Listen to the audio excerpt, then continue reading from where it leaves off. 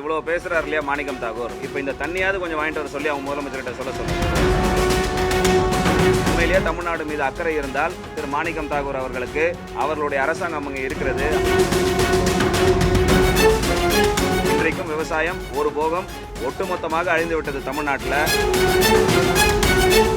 Supreme கோர்ட்டுக்கு போயிட்டு 2013 நாங்களாம் சட்டமன்ற உறுப்பினராக இருக்கும் பொழுது, மாண்புமிகு முதலமைச்சர் ஜெயலலிதா அவர்கள் இருக்கும் பொழுது காங்கிரஸ் கட்சி என்ன செஞ்சிருச்சு இந்த பிரச்சனையில கேட்போம்ல. இது வரைக்கும் ஒன்றும் பண்ணல. தண்ணீர் கொண்டு வருவதற்கான வழியாவது திரு மாணிக்கம் தாகூர் செய்வாரா என்று நாங்கள் எதிர்பார்த்து காத்து கொண்டு இருக்கிறோம். இவ்வளவு பேசுறாரு இல்லையா மாணிக்கம் தாகூர், இப்ப இந்த தண்ணியாவது கொஞ்சம் வாங்கிட்டு வர சொல்லி அவங்க முதலமைச்சர்கிட்ட சொல்லுங்களேன் பார்ப்போம்.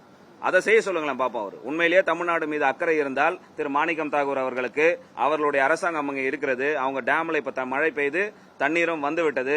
இன்றைக்கும் விவசாயம் ஒரு போகம் ஒட்டுமொத்தமாக அழிந்து விட்டது தமிழ்நாட்டில்.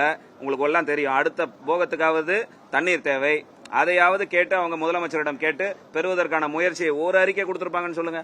காவேரி பிரச்சனையில காங்கிரஸ் கட்சி இந்த பிரச்சனை ஆரம்பிச்ச பிறகு 2008 காவேரி வாட்டர் ட்ரிபியூனல் கொடுத்த அந்த ஜட்ஜ்மெண்ட்டை கெசட்ல கூட வெளியிடாத கட்சி காங்கிரஸ் கட்சி. சுப்ரீம் கோர்ட்டுக்கு போயிட்டு 2013 நாங்களாம் சட்டமன்ற உறுப்பினராக இருக்கும் பொழுது, மாண்புமிகு முதலமைச்சர் ஜெயலலிதா அவர்கள் இருக்கும் பொழுது உச்சநீதிமன்றத்திற்கு சென்று அதனுடைய வழிகாட்டுதல்படி தான் அந்த தீர்ப்பையை கெசட்ல கொண்டு வந்தோம். அப்ப என்ன உங்களுக்கு காவேரி மேல உங்களுக்கு அக்கறை இருக்கு? காங்கிரஸ் கட்சி என்ன செஞ்சிருச்சு இந்த பிரச்சனையில கேட்போம்ல. இது வரைக்கும் ஒன்றும் பண்ணல.